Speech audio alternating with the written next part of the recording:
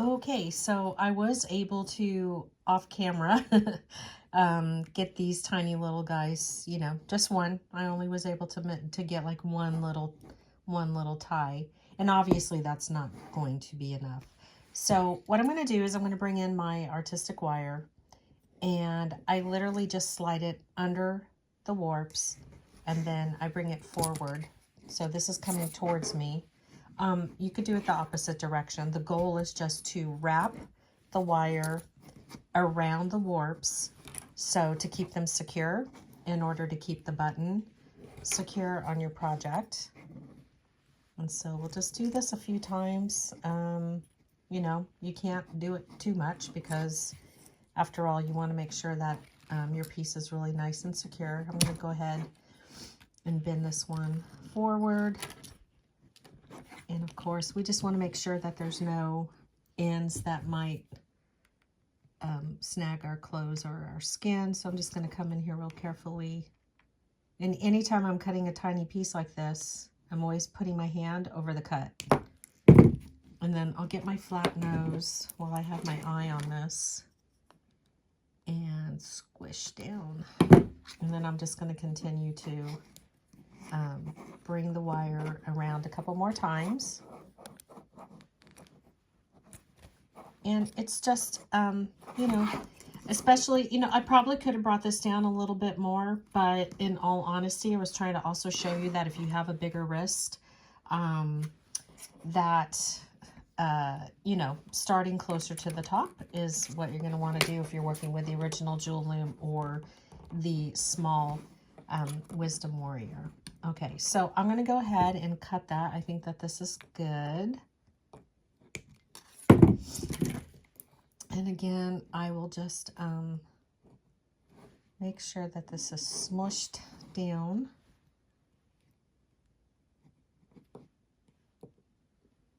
Okay. And I will just leave the warps right now uneven until I know for sure that this is, you know, what I'm going to do. So when I put this on, okay, so this is quite a big loop. We certainly could do the traditional thing where we tie and then it's like Houdini and then come out of it. I mean, we could totally do that. So what that would look like is where we, you know, we tie this together and then we have the big loop to put that button through. I'm also playing with the idea of using, and I like it when these are all even, it's a little bit easier. There we go. So having some sort of a, okay, now you just went in there, so don't give me any grief. Literally just went in there. So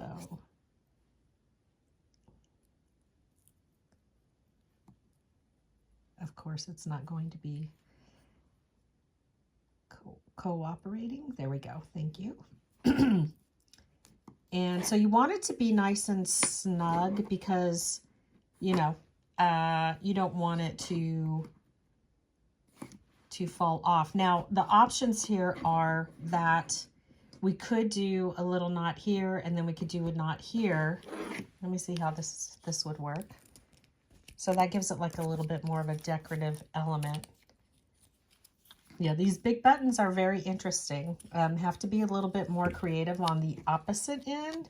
So even like a slider knot might be the answer, and or finding what I would refer to as a barrel bead with a big hole that actually would be really tight on the 4 strands of hemp.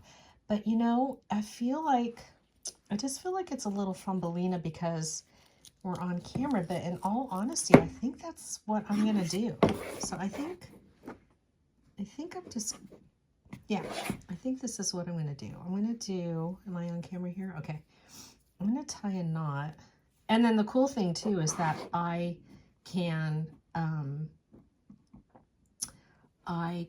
glue some beads onto these extra hemp warps. So that'll add even more pizzazz. So did I do that too? I might have done that too small. Sugar and cream. Okay, let's back it up a little. So, you know, it's going to take just a little finagling, and I always like you to see the truth of how I get somewhere, and not always make it seem like, oh, it's just so easy. Some things are, and some things take a couple extra deep breaths. And of course, this is just one way to do the opposite end. If you're good with a slider knot, that's not my jam, but I know some people that's really something that comes easy for them. So let's see how that would work. Yeah, it still might be a little tight, but yeah, I'm gonna have to. Okay, let's back this out a little. So what's happening is I've made the knot too far down because this button is so ginormous. So it does take a little bit more finagling, you know, a little bit more creativity when you're working with this, the very large wood bead. Let's see how that works. Not bead, I'm sorry, button. Started with B, I was close. So thank goodness the hemp is strong. So, yep. Okay. Oh, and I have it on backwards. Oh my gosh, you can dress her up, but can you take her out? Let me see. Oh, that's so funny. Here we go. Here we go. It's just the way I just like to be truthful about the process, because sometimes it's not easy peasy. It's just kind of patience, right? You gotta have patience. There we go. Awesome. What I love about these big buttons is like they're total statement pieces, right? So you have like all of this fabulosity, and just imagine once I add some beads to the hemp right here. So now it's like the button and the bracelet, like it's all one big presentation. It's not like a lot of what we've done is we'll do these pieces and then the button's hiding because it's a smaller button, and there's no problem with that. But I really love this as a statement piece. And so, yeah, super cool. And you know what? I could even like probably take a little paint, and if I wanted to. I don't know that I will, but you could, to the hemp cord there. But yeah, so that is that. And now to get out of this. Will she drown? No, there she goes. So fun. Oh my gosh, I love these bracelets so much. They're just really a lot of personality, and I love that you can take your fabrics and you can tear them and use them for the weaving part. You know, at the end here, it's kind of interesting because I am a 6-inch wrist. This is a 6-inch piece, but in the end, I probably maybe could have done like a couple more rows, just a couple, like maybe like a 1/2 inch more of something, but I don't think it's a deal breaker. I'm really pleased with it. I'm super excited. I'm going to get this locked in to where I know it will work best. And yeah, I can't wait to see what you do and what kind of a button you choose. I hope you get adventurous and use the big button, because it is such a cool statement piece. And there's so, I mean, it's wood, like, you know, you could do so many things to it. But yeah, yay!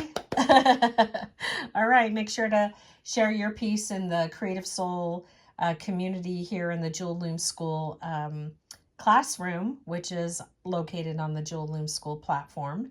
And if you're not in that Creative Soul community, make sure that you join. You can also show off your piece on the Facebook, in the Facebook group on the that's called Jewelry Making with Jewel Loom. And yeah, we love to see what you do. So hope you enjoyed this. Don't forget, Trisha is going to be doing some videos that are attached to this course, other ways that you can work with your wood buttons.